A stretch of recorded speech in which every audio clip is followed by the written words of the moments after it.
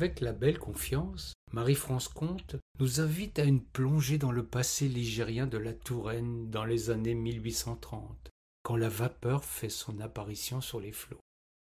Cette autrice a passé son enfance à Tours, puis dans les années 1980, elle s'est nourrie des archives de Nantes à la Charité-sur-Loire pour y puiser la matière historique de ses romans, afin que son œuvre fasse hommage aux gens de Loire et mémoire au fleuve.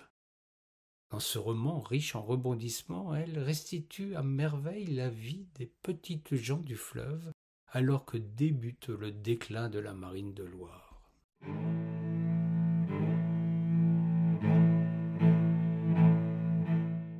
4 années s'étaient écoulées depuis la disparition tragique de Forengel, son mari. Cette épreuve n'avait pas brisé le courage de Jeanne. Au contraire, elle avait redoublé d'ardeur. Elle acceptait toutes les lessives, toutes les besognes qu'on lui proposait de faire. Comme son ouvrage était bien fait, elle n'en manquait pas.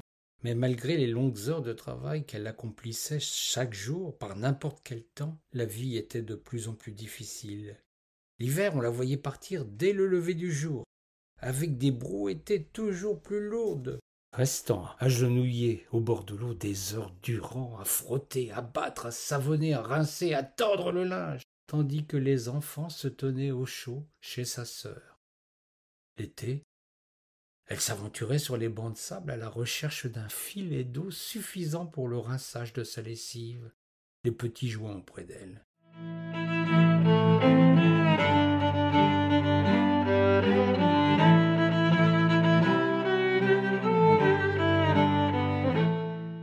Quelques mois après son veuvage, elle avait appris par des cousins venus lui rendre visite qu'à Saint-Genouf, à quelques lieues en aval sur la rive gauche, le passeur s'était noyé et que plus personne n'assurait le service.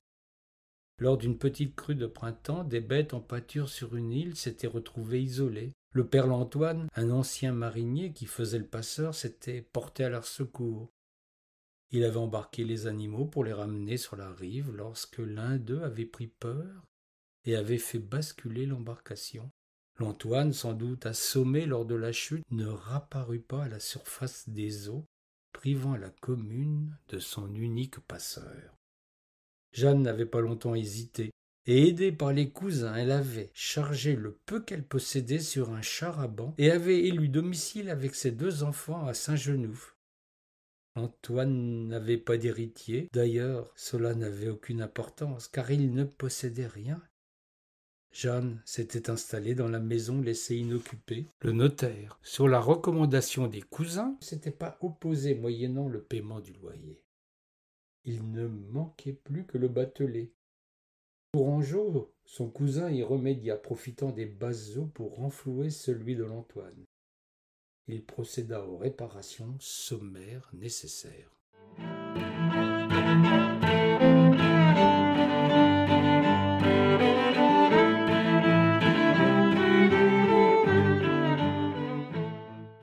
La vie avait repris dans la maison du tuffeau, au toit d'ardoise, bâtie comme toutes celles que l'on trouve sur cette terre. Seule la dimension plus ou moins grande et la position, sur la levée, en deçà de la levée, adossée à la levée, apportaient des variations. La description était simple. Une porte d'entrée coupée en 2 à mi-hauteur, une fenêtre, une cheminée, une pièce unique. Sous la toiture, un petit grenier auquel on accédait par un escalier extérieur en tuffeau. Un cep de vigne courait le long de la façade, rappelant la présence du vignoble. Dans cette région, sans être un vigneron, sans posséder quelque arpent de vigne, on avait au mieux une treille, au moins un cep qu'on cultivait amoureusement. La maison était construite sur la levée, en alignement sur les autres. Elle tournait le dos au chemin carrossable qui partageait d'ouest en est le bourg, marquant son peu d'intérêt pour ce qui pouvait arriver de la terre. Du seuil, face au fleuve, on pouvait observer en permanence les activités nautiques. Un jardinet s'étalait indolent de la porte de la maison à la grève, sans que les limites en soient déterminées. Un pêcher, un cerisier, un noyer remplissaient tout l'espace. En léger contrebas, le batelet attendait les passagers.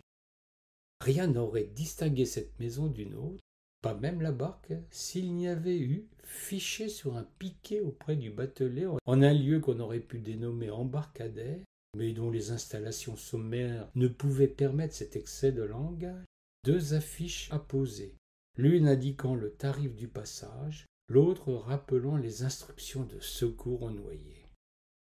Ce n'était pas un métier de femme, mais Jeanne s'en acquittait fort bien.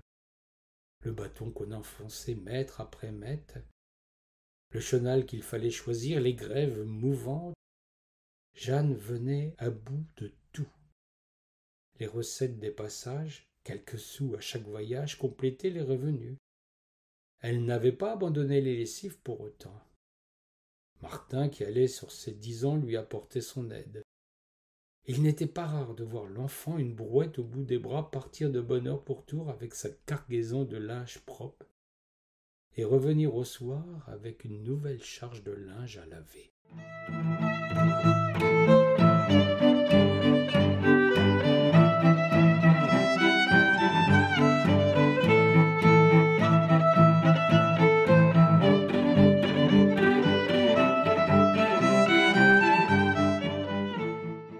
Jeanne, Angèle, Martin étaient entrés dans la communauté villageoise sans difficulté.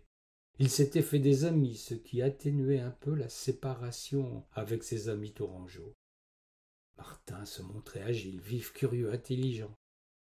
Il ne manquait jamais l'occasion de se rendre utile, et notamment auprès du notaire et du curé, qui, l'un et l'autre, répondaient en contrepartie à sa soif de connaissance. Ainsi, petit à petit, il avait commencé à apprendre à lire quelques mots. Ne possédant aucun livre, il s'exerçait à répéter les lettres, les syllabes sur les documents qui étaient à la vue de tous et dont il pouvait profiter à loisir. Pour l'heure, il se montrait discret sur ses intentions. Il attendait pour triompher le moment où il serait en mesure de lire d'une traite tout un texte. Il ânonnait seul, sans toujours bien comprendre le sens de ses lectures.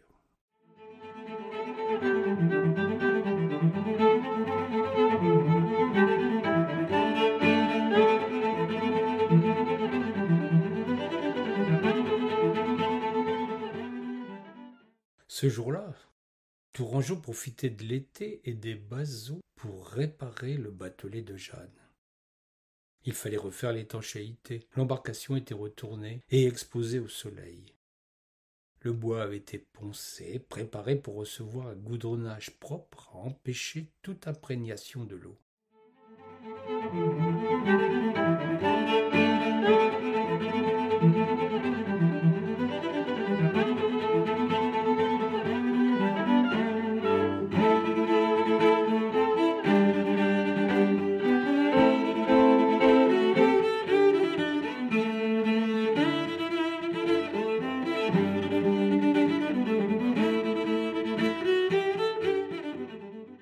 Tourangeau fit un bon feu sur la berge et mit le goudron contenu dans un vieux chaudron sur le brasier.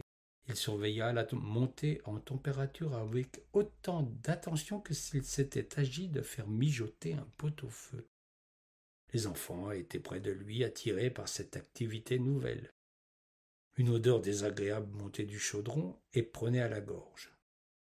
Quand Tourangeau jugea la viscosité idéale, il retira du feu le mélange et commença à étaler sur le fond du batelet, à l'aide d'une queue de morue. Ils étaient en grand travail quand une barque qui transportait 2 voyageurs s'approcha de la grève.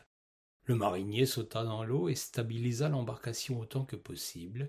Il jeta une planche pour établir un pont sommaire afin d'éviter aux passagers de se mouiller les pieds. De loin, Tourangeau suivait la scène. Quand ils arrivèrent à proximité de Tourangeau, l'homme et la femme saluèrent très poliment et questionnèrent. « Que faites-vous là ?»« Je goudronne le batelet. »« À quoi cela sert-il ?»« Il prend l'eau, il a grand besoin d'être calfaté. Voyez comme les planches ont travaillé, et comme elles sont disjointes. Je m'efforce d'y remédier. Ensuite, je vais enduire le tout de goudron, et il va retrouver son étanchéité. Ça ne sent pas très bon. Ça n'a pas l'air facile à étendre. Comment dites-vous, goudron ? C'est affaire de connaissance, il faut trouver la bonne température. Trop chaud, il coule, trop froid, il refuse de s'étaler et de remplir son office.